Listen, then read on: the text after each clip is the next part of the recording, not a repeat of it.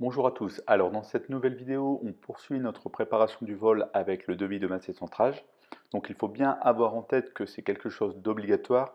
Il est de la responsabilité du commandant de bord de déterminer la masse et le centrage et de s'assurer qu'ils sont dans les limites déterminées par le constructeur. Comme son nom l'indique, le devis de masse et centrage se décompose en deux parties.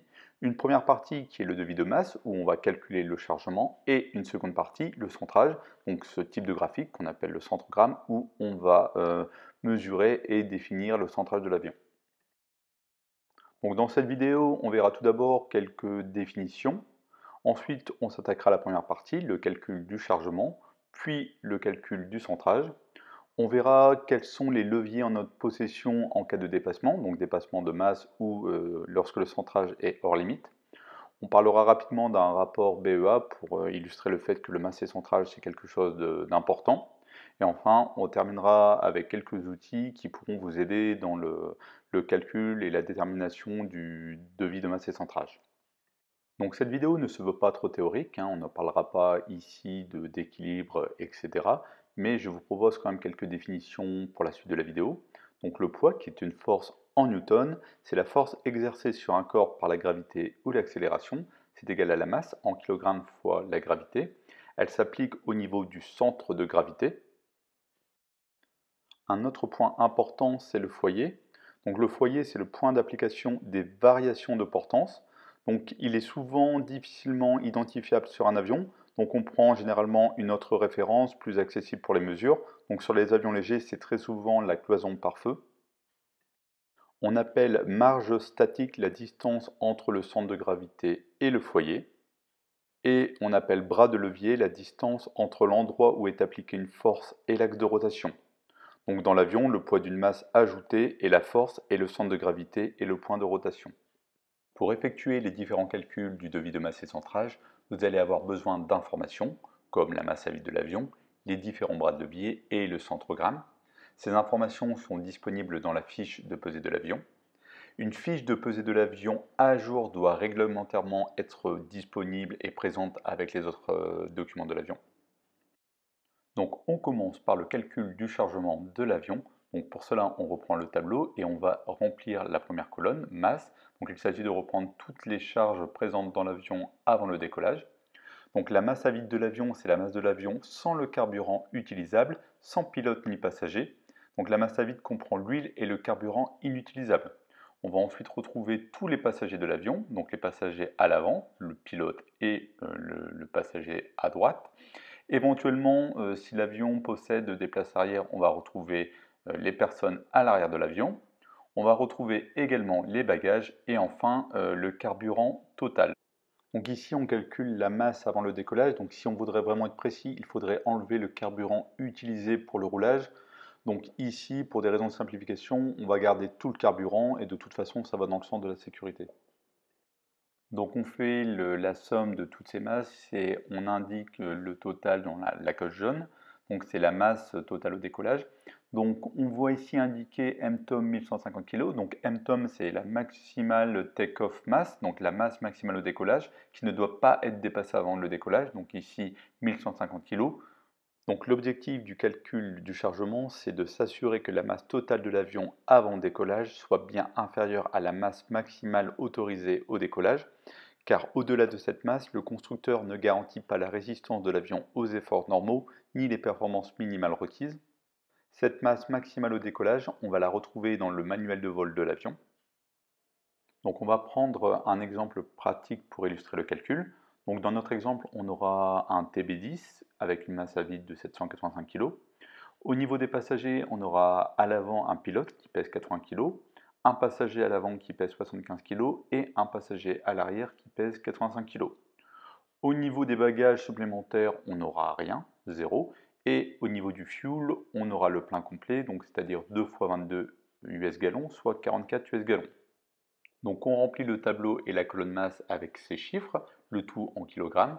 Donc on a la masse à vide de l'avion, les sièges avant qui comprennent le pilote et le passager à droite, les passagers arrière, les éventuels bagages et le carburant. Pour le carburant ici on est en US gallons, on sait qu'un US gallon égale 2,73 kg, on fait le produit en croix. Si on avait une quantité en litres, on multiplierait par la densité du carburant. Donc par exemple pour de l'avgaz, on multiplierait le nombre de litres fois 0,72. On obtient ici un total de 1145 kg, que c'est inférieur à 1150 kg la masse maximale autorisée au décollage, donc on est bon. Il peut être intéressant également de calculer la masse à l'atterrissage. Donc pour cela, on enlève le carburant prévu pour le vol et l'intégration, ou pour faire plus simple, on enlève tout le carburant. Donc c'est ce que j'ai fait ici. J'ai retiré les 120 kg de carburant et j'obtiens 1025 kg, qui est bien inférieur à la masse maximale autorisée à l'atterrissage de 1150 kg. Donc il faut savoir que dans la plupart de nos avions légers, la masse maximale autorisée à l'atterrissage est égale à la masse maximale autorisée au décollage. Vous retrouverez également cette information dans le manuel de vol. Maintenant qu'on a validé que la masse de l'avion avant le décollage était bien inférieure à la masse maximale autorisée au décollage, on va pouvoir passer à la suite et au calcul du centrage, donc en utilisant ce graphique, le centrogramme. Alors l'objectif du calcul de centrage, c'est de s'assurer que le centrage se situe à l'intérieur de l'enveloppe, ce que j'ai matérialisé ici par cette enveloppe jaune, afin d'être réglementairement bon. En fait, déterminer le centrage de l'avion, ça va être déterminer un point de ce graphique. Donc sur ce graphique, on va retrouver en ordonnée la masse en kilogrammes, donc c'est la masse que l'on a calculée auparavant, la masse totale de l'avion avant décollage. Et en abscisse, on va retrouver la distance du centre de gravité au point de référence, le bras de levier, c'est ce qu'on va calculer par la suite. Donc le trait rouge qu'on voit dessiner, c'est la masse maximale autorisée au décollage, c'est-à-dire que si notre masse maximale calculée auparavant est supérieure à ce trait rouge, donc ce n'est même pas la peine de calculer le centrage de l'avion. Dans notre exemple précédent, on a calculé une masse totale au décollage de 1145 kg. Donc on peut représenter cette donnée dans les ordonnées. On voit bien qu'on est en dessous des 1150, ce qu'on avait vu auparavant. Il nous reste donc à déterminer l'abscisse du point, donc la distance du centre de gravité au point de référence. Pour cela, on retourne sur le tableau précédent. Donc dans le tableau, on a complété la première colonne, la colonne des masses. La deuxième colonne, lever arms, les bras de levier, est complétée. Il nous manque uniquement le dernier bras de levier, qui est le centrage.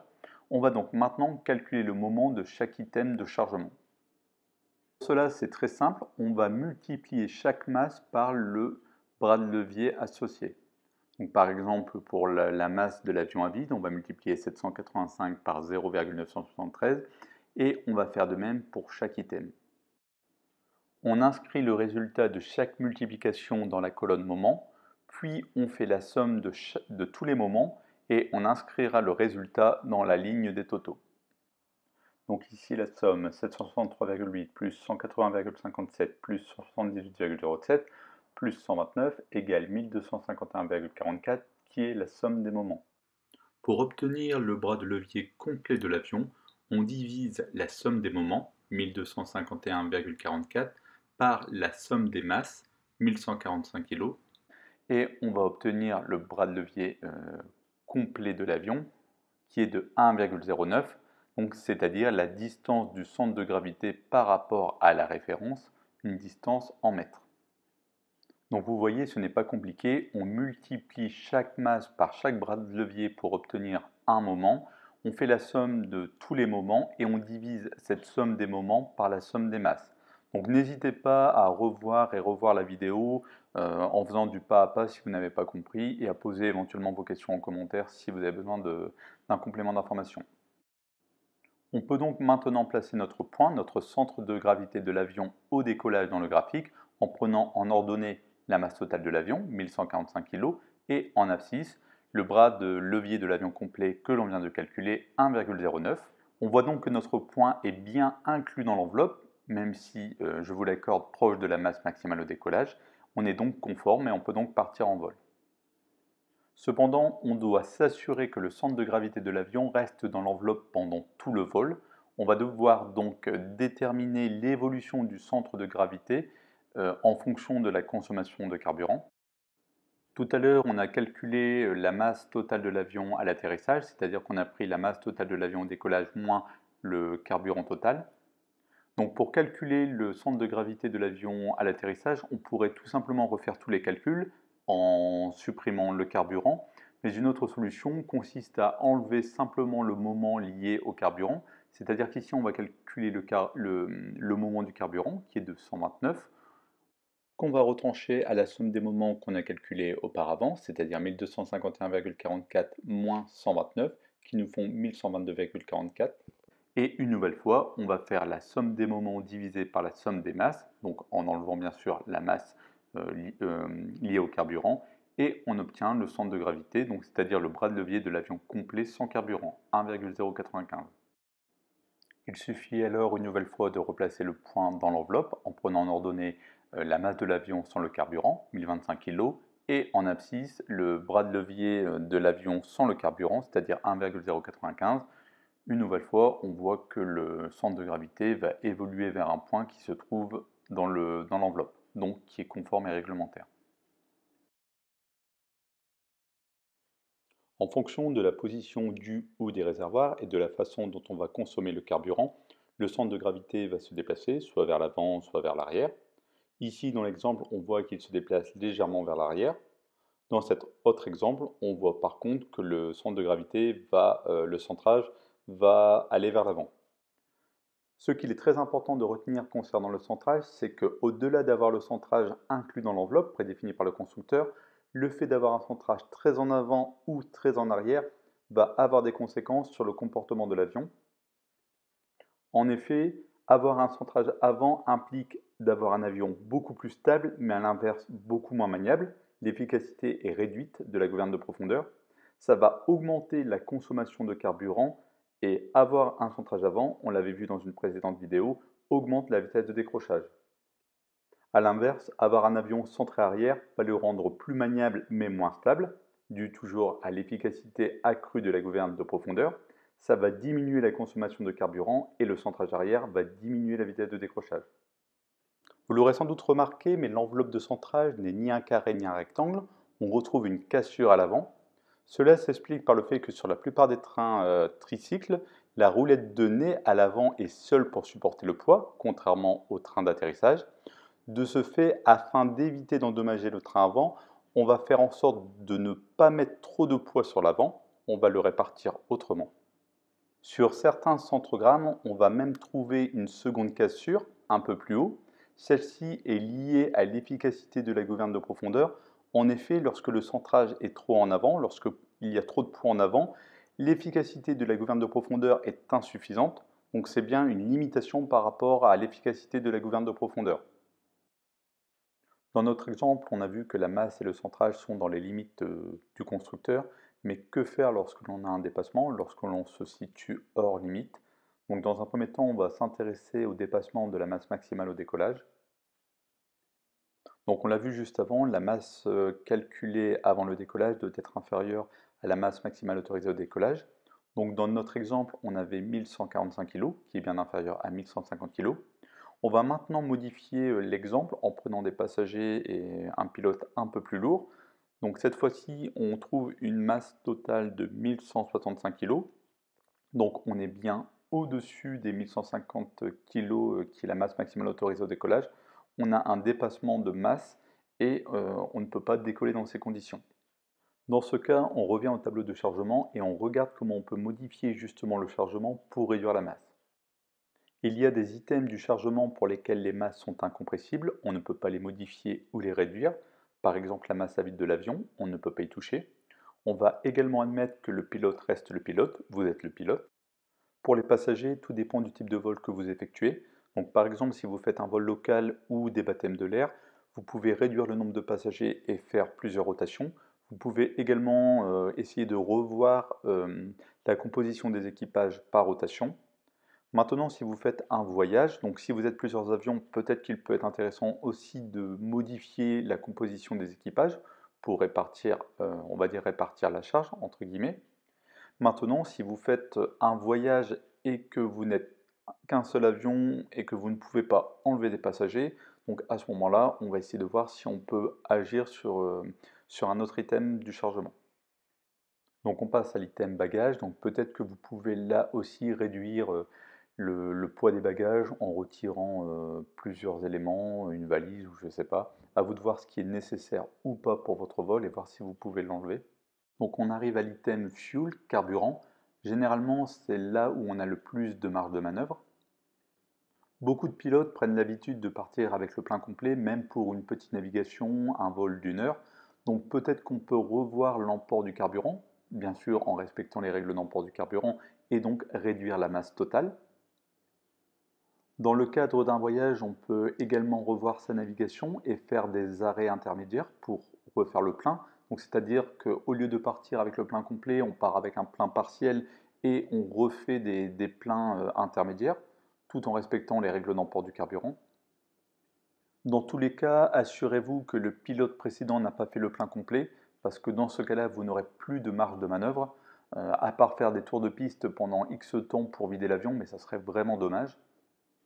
Si après avoir rebalayé tous les items, vous obtenez toujours une masse totale supérieure à la masse maximale autorisée au décollage, la conclusion est la suivante, vous ne pouvez pas partir. Donc dans ce cas-là, peut-être pouvez-vous changer d'avion, avoir un avion plus performant ou un avion qui vous permettra d'embarquer tout le monde et tout le carburant nécessaire. Ça peut être une solution. Voyons maintenant le cas d'un centrage hors limite. Donc pour cela, on prend l'exemple d'un vol avec deux passagers uniquement dans les sièges avant, mais deux passagers avec un poids assez conséquent, hein, où la somme de leur poids fait 240 kg, donc c'est assez important, mais c'est tout à fait un cas qui pourrait être rencontré. On refait les mêmes calculs que précédemment, c'est-à-dire on commence par le calcul du chargement, on trouve une masse au décollage de 1145 kg, donc inférieure à la masse maximale autorisée, on est OK. On continue par le calcul du centrage. Cette fois-ci, on trouve un centrage, un bras de levier de 1,02 que l'on va reporter dans le graphique. Mais dans ce cas, on trouve que le point est en dehors de l'enveloppe de centrage, on est donc hors limite de centrage. On voit que le centrage est trop en avant, ce qui paraît cohérent puisqu'on a mis tout le poids sur les sièges avant. Donc dans ce cas-là, on aura un avion très peu maniable et on aurait de gros risques d'endommager la roulette de nez. Pour corriger cela, il va falloir modifier la façon dont l'avion est chargé. Donc comme pour tout à l'heure, là pour le calcul de chargement, il y a des choses qu'on ne peut pas modifier. Par exemple, le bras de levier de l'avion à vide. Dans un premier temps, on peut juste essayer de modifier la façon dont est chargé l'avion, sans rien enlever. Donc par exemple, au niveau des passagers, si on a 3 ou 4 passagers, on peut éventuellement mettre le plus lourd à l'avant ou le plus léger à l'avant, en fonction du problème rencontré au niveau du centrage. Au niveau du carburant, si l'avion possède plusieurs réservoirs, on peut jouer sur la façon dont on va remplir les réservoirs pour bien répartir la charge. Mais parfois, le fait de modifier la façon dont est chargé l'avion ne suffit pas à corriger le problème de centrage. C'est le cas dans notre exemple. Et dans ce cas, un peu comme lors du problème de chargement, il va falloir retirer des choses. Par exemple, enlever un passager, diminuer la quantité de carburant, afin de à la fois diminuer la quantité de carburant, mais également avoir un centrage qui rentre cette fois-ci dans l'enveloppe. Je ne rentrerai pas en détail dans ce rapport d'accident BEA. L'idée, c'est plus de vous dire que même si le fait de calculer un devis de masse et centrage, ça peut paraître ennuyant, rébarbatif, etc., ça va vraiment dans le sens de la sécurité. Si on calcule un devis de masse et centrage, et c'est pareil pour les autres items, hein, les performances au décollage, atterrissage, etc., c'est vraiment pour rester dans les limites de l'appareil et pouvoir voler de façon safe. Je reste persuadé que beaucoup de pilotes partent en vol sans avoir fait le devis de masse et centrage. Ça m'est moi-même arrivé plus d'une fois quand j'étais jeune pilote, mais ce genre de rapport prouve bien qu'un avion mal centré ou avec une masse supérieure à la masse autorisée au décollage peut entraîner une situation à risque, voire mortelle. Donc justement, afin de vous faciliter les choses, je vais vous parler de quelques astuces et outils. Le premier, c'est de réutiliser un devis de masse et centrage à condition ISO. C'est-à-dire que si vous êtes en instruction et que vous volez toujours avec le même avion, avec le même instructeur et que par exemple vous avez toujours le plein complet, donc les conditions sont toujours les mêmes, vous pouvez réutiliser un devis de masse et centrage. Ce qui est obligatoire réglementairement parlant, c'est d'effectuer le devis de masse et centrage et de s'assurer que l'on est bien dans les limites de l'appareil. Mais libre à vous d'utiliser le support que vous souhaitez. Par exemple, il y a beaucoup d'aéroclubs qui mettent à disposition des fichiers Excel avec des macros, c'est-à-dire qu'on remplit avec les conditions du jour le nombre de passagers, leur poids, le nombre de bagages et la quantité de carburant emporté, et ça nous calcule automatiquement la masse au décollage ainsi que le centrage. Ça permet de gagner du temps, c'est-à-dire qu'en quelques secondes, on a fait un devis de masse et centrage. Donc il faut bien s'assurer que le fichier est correct et surtout qu'il est bien mis à jour à chaque mise à jour de la fiche de pesée. Donc on en trouve pas mal sur internet, donc là par exemple je vous ai pris celui de l'aéroclub du Havre, donc n'hésitez pas à vous rapprocher de votre aéroclub et à demander si un tel document existe. Vous êtes de plus en plus nombreux à utiliser des applications type SDVFR, AirNav Pro, etc. Donc sachez que ce genre d'application propose un calcul automatique du devis de masse et centrage après avoir rempli toutes les caractéristiques de l'avion. Donc dans tous les cas, sachez que même si vous utilisez ce genre d'astuces et d'outils, donc la macro Excel ou des applications, il faut quand même toujours savoir comment calculer un devis de masse et centrage. Donc plus particulièrement pour les élèves pilotes qui regarderaient cette vidéo, je déconseille d'utiliser dans un premier temps ces outils. Tant que vous êtes en formation, il faut vraiment que vous vous forcez à manuellement calculer le devis de masse et centrage, parce que c'est quand même quelque chose de très important à savoir. Voilà qui termine cette vidéo, j'espère qu'elle pourra vous être utile. N'hésitez pas à la regarder encore et encore, à faire du pas à pas au niveau des calculs pour bien comprendre. Si vous avez des questions, n'hésitez pas à intervenir dans les commentaires et je vous dis à très bientôt pour une prochaine vidéo. Bon vol!